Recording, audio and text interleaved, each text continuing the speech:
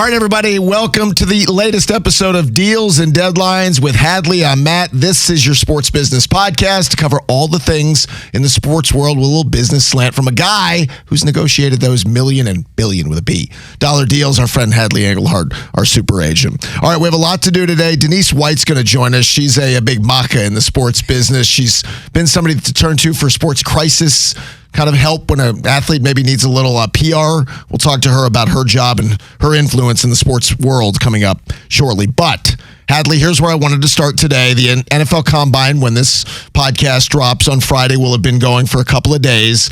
We talked last week about what the event is about, but I want to ask you about preparation for your clients. When you have your draftees and you're talking to them, getting them in shape, yeah, you can get them, trained for the event, do all that. What do you talk to them about to get them ready for interviews, to get them ready to meet these NFL teams in what will be a week-long job interview? Yeah, so for example, we're taping this on a Wednesday. It drops on Friday. I'm leaving tomorrow morning, Thursday through Sunday to be at the Combine. I have people on my staff that are already there, and we have clients actually already there and will be there through the weekend. But you're exactly right. As we prepare our clients for the Combine, there's the physical part of it, which we pay for a training place to go train them, get them bigger, stronger, and faster. One thing we also do with our clients is prepare them for the interview process and the test-taking process. Believe it or not, they take a number of psychological tests. So we have people, a lot of them are former general managers, that teach them how to be interviewed and how to interview. And in fact, like we're filming, they film our clients going through a mock interview, and then they can watch it and grade it as if they were doing a football film, for example. And so it's an amazing thing because, you're interviewing, and it's not just the physical part. Teams are looking at character. How do you answer questions? How do you do stuff? And they film the interview so they can share it with other people on their staff. So the interview plays as equal, if not more important role than the physical part of it that we see on TV and NFL Network. It's all crazy about. The interviewing process probably weighs a little bit more, and so we do prepare. We spend a lot of money on that, actually, because it's important that this is your one shot to have some of these interviews, so we make sure that you are very well-versed and prepared. I would imagine, too, you kind of know enough about some of the GMs and some of the teams that you can prepare them for individual interviews. You know what certain teams might ask, or you know what certain history might be. Is that something that you can apply to a player knowing about an individual interview they're about to go in? Well, at the Combine, you don't know who you're interviewing with. Okay. You have a room number to be at and a time, so we don't know in advance of who you're meeting with. We have a general idea of teams that may have interest, so we do prepare them for that. But this is more general stuff. If there's some more one-on-one interviewing, because there's a lot of time in this, that will be done after the Combine. That will be done at the Pro Day, or it'll be done when a team flies them in one of their visits. And when that happens, we really prepare them for who they're going to meet with. We actually try to find a common denominator with whoever they're meeting with to break the ice, so to speak. Whether let's say it's an SEC player, the coach, GM, whoever is meeting with you, played in the SEC, coached in the SEC. Sometimes it's a rival, so you kind of break the ice. Let's say it's Georgia versus Georgia Tech, and you say, hey, those little things. So to bring some levity to it. So it's something that we do all the time because, again, this is your one shot to interview, and we want to make sure you knock it out of the park. All right, let's pivot. I want to ask you about the big deal that happened earlier in the week. Major League Baseball is separating from ESPN. After 35 years of having their relationship, there was an opt-out in the deal that was paying Major League Baseball $550 million a year, which to us sounds huge, but in today's landscape, I think Major League Baseball was not happy where their deal was. So now the question is, what did Rob Manfred already have planned? Because you don't do this without having a plan B, C, or D to A, recoup that money, make more of the money, pivot to a streamer, pivot to another network. So what do you think's behind this? First of all, I think both sides had different views. I think Rob Manfred does have something up his sleeve, more on the streaming side, like you talked about, that's going to be a lot larger than that. I also personally think that, ESPN did with the $2.6 billion they have spent in the NBA. Right. It's having terrible ratings, second worst All-Star ratings ever. Everything's, all the stars are leaving the game sooner than later. The new stars haven't taken the mantle yet, and I think they're in an with the investment. And I think they're like, we can't afford to compete at this level for baseball on a new deal when we've already committed this $2.6 billion per year for the NBA. So, and I think Rob Manfred either A, has something in his back sleeve, or B, is now going to work on something. It will be greater than what he currently has. Who it'll be with, to be determined. But I think he's he's got the leverage. I think he's got a product that's doing well, and I think that ESPN is in a crisis management right now. Well, I want to talk about both sides because I'm sort of compelled to figure out what's next. For ESPN, that filled a lot of content hours, right? And they're still a company that is based on subscriptions, part of packages for cable and for Dish and for DirecTV and satellite providers. So that's one less menu option they can offer. And so a big one, right? Yes. You said it's not just a game a week like we grew up watching on regular Sunday TV. night, it's Tuesday night, it's Wednesday, it's hours of content. Now, so that side of it's interesting to me. The side for baseball is, you said it's doing well. Okay, it went from a national sport to a regional to a very localized sport now.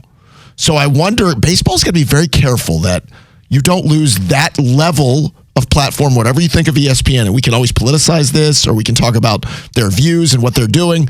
That's still a huge platform for Major League Baseball to be losing. So I want to see how both sides win in this. You were saying, assuming they're losing it, right? I mean, they may do something else similar at a grander level. We're seeing Netflix get more involved. We're seeing other streaming services get involved. So it may actually become a bigger thing for baseball. It could, but I guess the one thing you and I both know is you're never going to have, at least today, the amount of eyes on a streamer that you would on a terrestrial network. Now, from a money standpoint, that might be all that Manfred cares about, and I get that. But from a eyes on your product standpoint, it's going to be less, at least on the short term. Correct. But I think it's also two sides. I think ESPN can't afford to do this anymore because they got themselves in a hole. Sure. I think they're digging themselves with the NBA, and it's something that it'll be interesting to see where it plays out, but I do agree with you because I'm old school. I'm all about the old services, having it on mainstream type of networks TV, which I now include ESPN.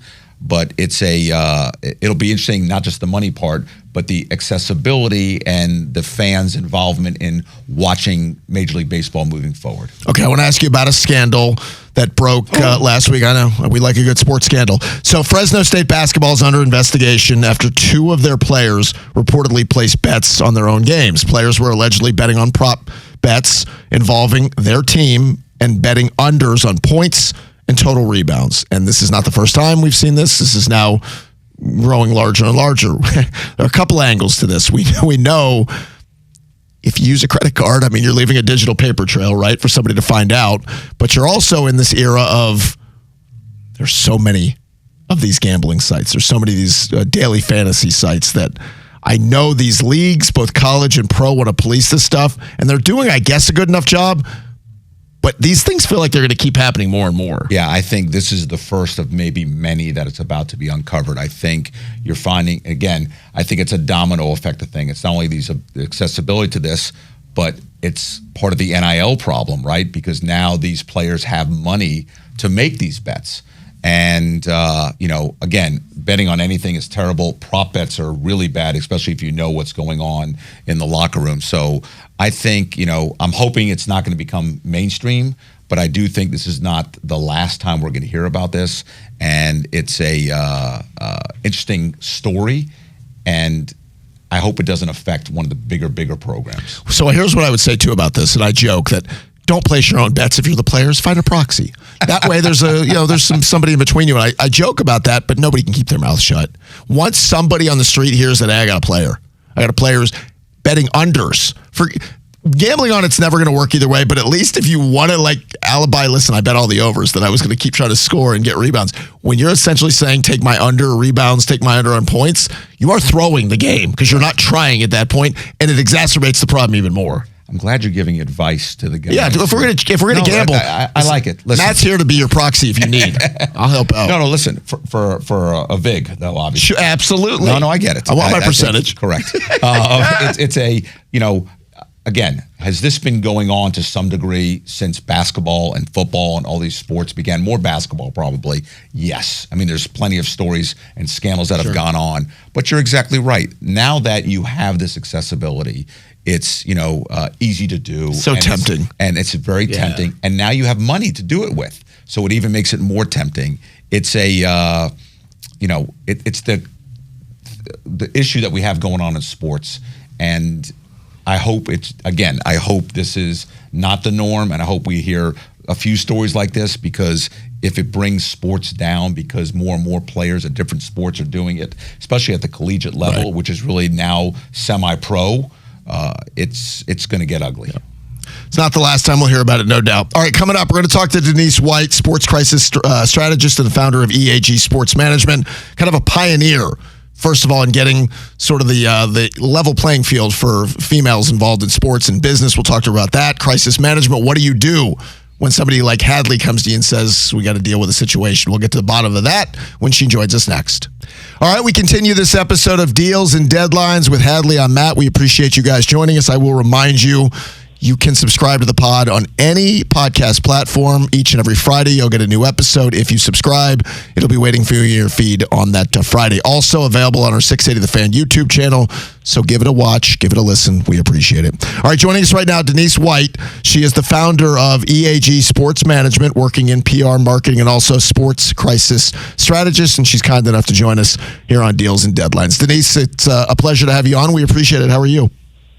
I'm good. How are you guys doing this morning? We are doing wonderful. So I'm fascinated by what you do because, I know what Hadley does. Hadley's one of these, and I love him, one of these slimy agents looking out for himself to trying to get one of these deals done. So when you get into this... Denise, this is the crisis management we're talking about. Well, yeah, we'll get to that. I'm on it, Hadley. I'm on it. I can see where this is headed. We'll get to that. So tell me, how do you get into this field where PR, marketing, this end of it, and let's be very frank and honest, if you're a female trying to find your way, the old expression, you got to work twice as hard to maybe not get as much. So how has that fight been? Well, the fight has been hard. I mean, let me be honest. You want me to be honest? I'll be honest. Yeah, when I first started, I was young, a lot younger than I am now. I was in my early 20s, and there was not a lot of women in the industry in general, let alone what I was trying to do. And I found a loophole. I wouldn't even say a loophole, but I found a niche that wasn't being filled at the time. I was asked to help a gentleman who had just been recruited by, well, I said recruited, but he went through the draft, just drafted by the Kansas City Chiefs by the name of Tony Gonzalez. Heard of him, yeah. And he had an agent at the time, which I'll just keep unnamed because I don't want to get into a battle with him. But he had an agent at the time that was really headed downhill. And so Tony wasn't getting the proper attention that he needed. And I thought, wow, well, if you're not getting the proper attention you need, there must be a lot of other athletes, not just football players, that aren't getting the attention that they need. And when I say attention, I mean the stuff that the agent at that time didn't normally handle, the PR, the marketing, the day-to-day, the philanthropic. And if they did handle it, it was limited, because just because you're an agent doesn't mean you have a degree in public relations, doesn't mean you have a degree in marketing, doesn't mean that you have a degree in philanthropic. So there was this space that wasn't being fulfilled. And then my thought process at the time was, why can't there be a one-stop shop for the athlete? Why can't there be one business? So that instead of the athlete talking to 5 people, his agent, his marketing person, his PR, his philanthropic, and then, if God forbid, he got into trouble, a crisis strategist. But why can't there be a one-stop shop for the athlete to go to where he gets all of his services met under one umbrella? And it takes the weight off the agent, so the agent can go out and do what they have been hired to do, right? And what also makes them money, which is going out and recruiting more athletes contractually. So that's how kind of EAG was born, and that's where we found we started out just doing PR, and then we merged into marketing because I also had a marketing background. I was a journalist before I opened up my company. I was a journalist for about 8 years, and then we started seeing, obviously, as time grew, the internet grew, social media grew. We started seeing athletes. It wasn't that they weren't getting into trouble back in the day, because let me tell you, they were. The deal was, back then, the timeline of media, and you could keep something quiet back then, whether they did or didn't do it, you had 7 days, sometimes a couple weeks, right? Now you barely have 7 seconds to react because of social media. But as social media evolved and the internet evolved, when guys got into trouble, it was easily more accessible to find out, right? And the news outlets were putting it out, within seconds, not with day. Now you didn't even have days to respond or days to get yourself together. Now it's more of a reactive situation on the crisis management side. So that's kind of how we started. We evolved as a company because everything evolves. And, tried to make sure that we were picking up the pieces in certain areas that evolved as well. And I will tell you the evolution of the crisis management side certainly has evolved, like I said, because you really don't have a lot of time to react now. So now you have to figure out how to handle something within seconds or minutes versus days and weeks. So, Matt, I met Denise many moons ago, sitting by the pool at the Pro Bowl in Hawaii. And we started talking. And what was unique about Denise was, at the time, there were very few, if any, women in the agent side of the business, for sure. And even on the marketing side, it was a very male-dominant industry. And Denise had this all women in her company, and all sharp in their own outright, but collectively, and Denise leading it. And it was a great way to change the temperature in our business when we needed people like Denise to help us with PR for certain clients or crisis management.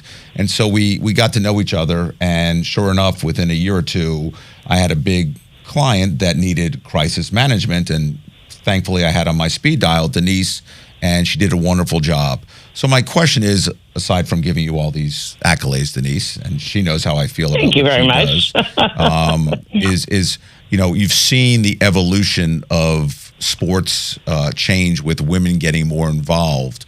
How does that make you feel, since when you first got into business, you were one of few? I love it.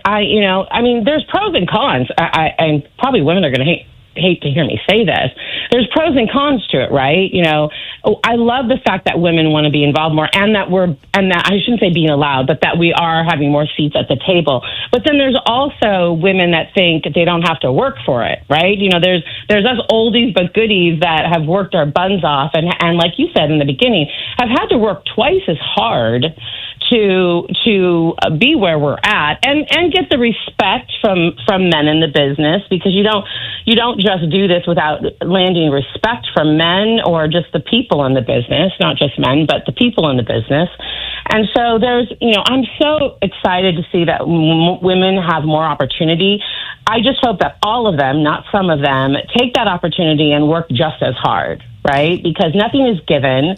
A lot is expected. Nothing is given, and for those of us that paved the way and had to work twice or three times as hard, we're hopeful that the women behind us know what that was like for us, and more importantly, don't take advantage of it. And it's like passing the torch, right? We're going to pass the torch to you, but we need you to be just as on top of it as we were. Denise, hold on. Let me add to that. Let me ask you a question. So now that, only a few years ago, when now we have NIL and we have, college athletes making this money, and now social media, which you brought up earlier, are you finding yourself working with younger and younger athletes to educate them about the pros and cons? And I think there's probably more cons than pros when it comes to social media and accessibility to the public. Are you getting involved at an earlier stage in an athlete's career now than you did years ago? We try. I will tell you that some, and Hadley, you'll know this of anybody, we try to get involved more on the college side. The problem with getting involved on the college side is agents, when they step up to the plate and they've got they think a first rounder, even a second rounder, sometimes even a third rounder, they hone in on that client so much that it's hard for anybody to infiltrate that wall, right? So because kids in college are making money now, agents have found a way to, even though they're not supposed to, they found a way to be like, oh, we have an NIL division at our company now. We're going to help you on the NIL side. So for people like us, independent, smaller companies like us, it's been a little bit harder trying to get a hold of those kids because agents have found a loophole. And I'm not saying that's a bad thing. I'm just saying that for us, we usually pick up clients in their second, third, or fourth year when they really realize that they are now one of many at an agency and they really need the help. But I will tell you, we have started. I will be honest. Last year was our first year that we had a first rounder. We started with him in college, which was the now infamous Jaden Daniels of the Commanders, and his mom came to us. I've heard of him, by the way. Yeah, I think you've heard of him. His mom came to us in the middle of his college season and wanted help. And she got our name from an agent. And although the agent really didn't have anything to do with it, but she decided to hire us, and obviously we're still continuing to work with them. But that was kind of our first time in a very long time that we worked with a college kid and then a rookie, because usually agents will take someone like that and they will have a team of people around that person that they don't need outside resources, because we consider ourselves obviously an outside resource outside of that. But yeah, I mean, we would love the opportunity to work with more rookies. That makes sense. But NIL to me is such the wild, wild west. There's still not a lot of guardrails.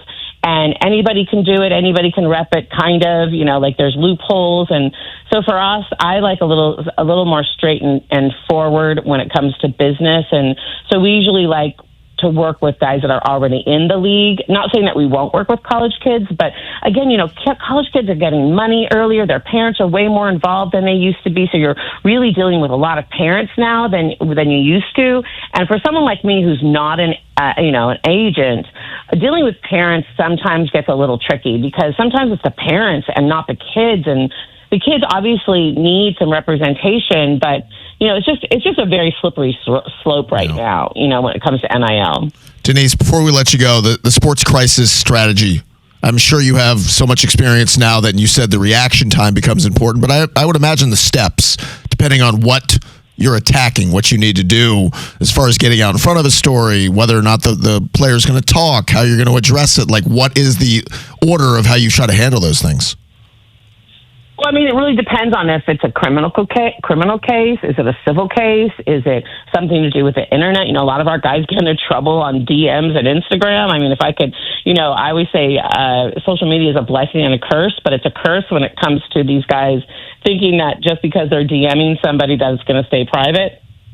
So it really depends on what case it is. If it's a criminal, I mean, there's steps involved. I spoke at USC the other day, actually Monday, and I was talking kind of about the same thing. And I said one of the mistakes I made early on in my career in crisis management was I put out a statement before I got the police report. And my athlete, God forbid he had lied to me. I laughed. Shocker. Because sometimes your clients do not tell you the truth, and you have to figure that out on your own.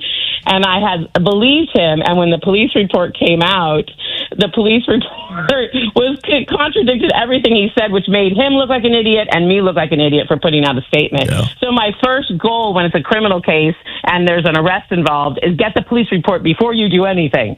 And sometimes you don't make a statement. Sometimes there's situations where there isn't a statement involved, but if it's a criminal case, I get a criminal attorney involved. I have them all around the country. If it's a civil case, I get a civil attorney involved. I am not an attorney, although I like to pretend to be one sometimes. Facetiously, I'm saying that. I know a lot of law. I know way more law than I probably should have or should. But at the end of the day, I am not a licensed attorney, so I get an attorney involved. I make sure that I have a team around the athlete that will handle the crisis. But there are steps involved. All the steps are different depending on each case. Whether it's criminal, civil, or if it's just, someone. We had a kid who was getting blackmailed, and I got the FBI involved immediately.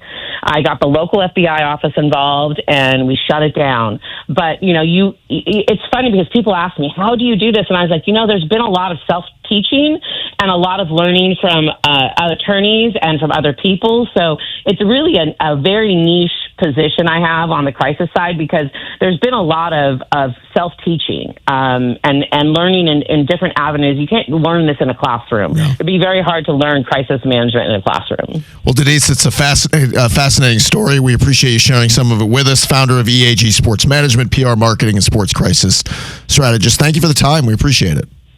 Oh, thanks so much for having me. Hadley, I love you. Talk to you soon. Thanks, Denise. Appreciate it. I out of all that, and it was fascinating, Hadley met her by the pool at the Pro Bowl in Hawaii. Folks, you can't hide money. By the way, with my wife. I know. Listen, I actually hit it. I was walking or talking to a client, and next thing I know, I come back and my wife Susie is talking to this woman. Didn't know if she was a wife, a parent, or whatever. Did you do the deal where you're like Tommy Boy, which way is the gym? Flex that way. Yeah. All right, stick around. We're going to talk about a $50 million quarterback, or at least one who wants to join the $50 million club, plus a $1 billion soccer player. Both of those things are real, and we'll talk about them next. All right, we continue this episode of Deals and Deadlines with Hadley. I'm Matt. I will remind you, if you're listening on any podcast platform, you can subscribe there, and this will be waiting for you on Fridays. Also available on the 680 The Fan YouTube channel for your enjoyment there. All right, Hadley, we have a few things we need to talk about here. Number one, Rams quarterback Matthew Stafford and his agent, you know those agents work, are looking for a $50 million a year payday, maybe a shorter term than some younger quarterbacks, but I can see his point. We're watching Trevor Lawrence, who got over 50, Tua Tagovailoa getting over 50. We're watching the continued Dak Prescott, 60. Dak 60. So he wants 50. The Rams sound like they're pushing back and are giving him an opportunity to talk to other teams. I don't know. Maybe this is a ploy that he'll take 40 to stay in LA for 2 or 3 more years, or there's enough quarterback desperation that I would think a Giants, a Jets, a Browns, a number of teams would say, sure, we'll do a 3-year deal worth $150 million. It makes sense for him to at least put the ask out. Listen, I think I'm a fan of Matthew Stafford personally and professionally. I don't represent him, but I've got to know him over the years. I will say this. He is an elite quarterback. He's a future Hall of Famer. And it's not as much as they're talking about that $50 million a year average. That's important. What's more important is the guarantee and the length of contract. So I think he'd move from the actual average per year, or push some of it into year 3. So it's a $45 million number in years 1 and 2. But just like Kirk Cousins, if you have the guaranteed money, that's the more important thing I think Matthew's looking for. Obviously, I'm not part of that conversation, so I can't say definitively. But it's, when you're going to hit the free agent market, you don't say we want $20 million. Of course. And then you hope for 50. You ask for 50. If there's a buyer, fantastic. You'll work your way down a little bit. But again, it's not just the 1 year. Mm-hmm. It's going to be the multiple years. And the Rams, want him back.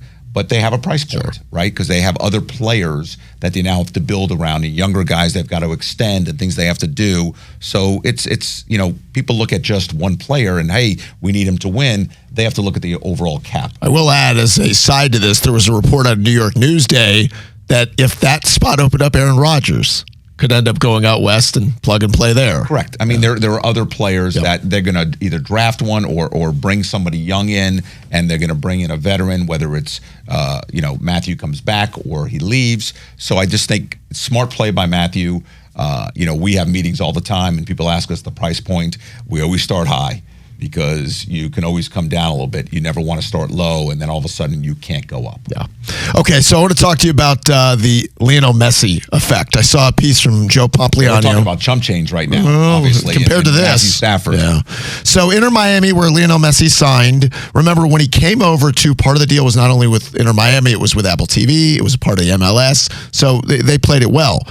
But you wonder. By the way, that's called leverage. That's smart. Listen, you're talking about the most popular player in the world, who you can actually put an ROI on, and here's how I know it. Inter Miami, the MLS team in South Florida, in 2023, their annual revenue was $55 million. With Lionel Messi in 2024, it's $190 million. Keep going. Well, then you talk about the valuation of the team. 2023, Inter Miami was valued at $500 million. Now they're valued at $1.2 billion. So not only has Lionel Messi paid off for Inter Miami, it also is reflected on the growth of the league, both from a TV, Apple TV, branding, all of it. This has been a home run all the way around. Well, and the kicker to all this is he bought in. You said kicker. He bought in. He's not just playing the game. He understands the business side of it. So he made the smartest move. He is a rock star, not only internationally, he's built his own brand in South Florida. And, you talk about return on investments and franchise values. No NFL franchise or Major League Baseball franchise or NBA franchise has increased this exponentially like Miami has. And so it is truly amazing what he's done, and he's worth everything because people like us are talking about it. We're here in Atlanta. The Atlanta United sells out. It's a great fan base. When he's potentially coming in town, it's crazy what people are trying to do to see this guy. And he continues to be popular as a player. He's handling, speaking of social media and Denise White of the world, he has handled his social media perfectly, and they could not have written a better script. What they hoped they would get, they got it, and then some. And to have both sides win in this way. And not just his team. No. MLS Correct. has become great TV. So great viewership. As Joe Pompliano said, there's a world where they're pushing the NHL for number 4. And then, you're not going to break into the top 3 of baseball, basketball, football, but MLS has given themselves a footprint. That's a joke again. Although, I will tell you, we talked about this last week, NHL with this 4 nations huge concept for the All-Star game was everyone I know watched it. And they needed that kind of buzz, correct. And they got it. Yeah. Okay, so let me ask you about what's going on as we finish up. Spring football games have been a rite of passage forever in college football, but more and more we're seeing them go away for a couple of reasons. Teams are worried about their players getting poached because we live in this transfer portal world, and I didn't realize this, that these are kind of loss leaders. Like, you don't make money. In fact, you lose a little, decent amount doing these spring games because you are paying a full freight for stadium employees and all these other things, and you're not charging. Maybe you charge $5, right, for people to get in, so you're not getting the return on it. So far we've seen Nebraska, Texas, USC, Missouri, Florida State, and NC State all cancel their spring games. Where we are in Georgia, both Georgia and Georgia Tech have said they're keeping them for now, but it feels like we're heading this direction where these are going to be a thing of the past. Yeah, I've talked to people within the circle of college football about this. Publicly, a lot of them will say, it's injuries and we're trying to protect the players. At the end of the day, the reason this is happening is exactly what you're saying. It's the inability to protect your players. You start playing spring games, there's film, a guy does well, there's that second portal phase after spring ball that they are concerned with. And even negotiating some NIL deals this past January, part of the money that is guaranteed is contingent upon that player being there after the spring game because they don't want him to be there just for the spring and then enter the portal again. So it's a crazy thing that's going on, and it's about protecting your commodity. And it's even happening, believe it or not, in baseball. Some college baseball teams don't have a fall game or you're allowed to play 2 college games, a home and away in the fall.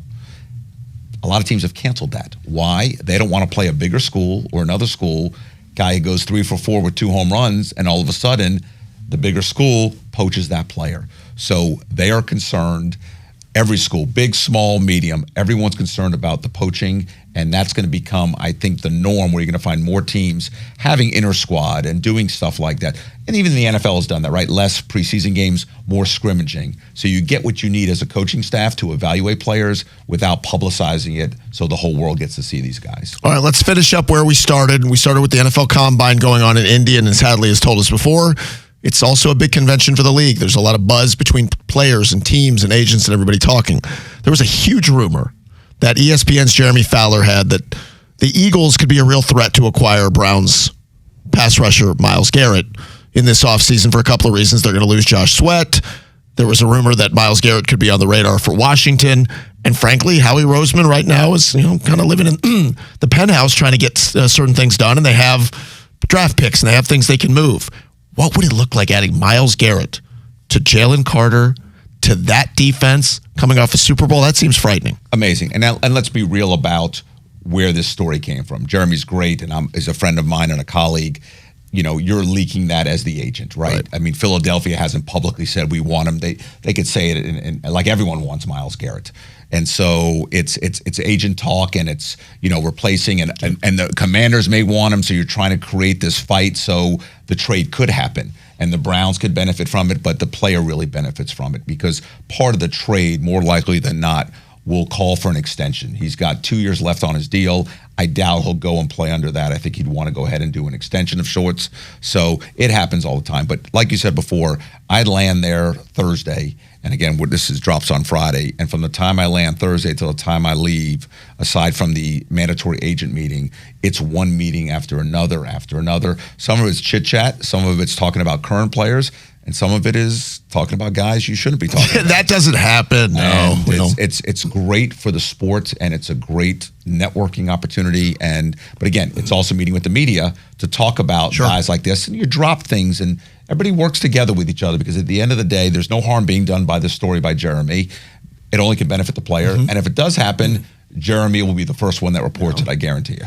All right, I will remind you all, you can subscribe to Deals and Deadlines by just searching out its name on any podcast platform. Each week on Friday, a new episode will drop. And you can also watch. Why wouldn't you want to see our faces? All over the 680 The Fan YouTube channel. Thanks to Bella for just being Bella and keeping us up and running. Thanks to you guys for joining us. We'll do it next week on Deals and Deadlines.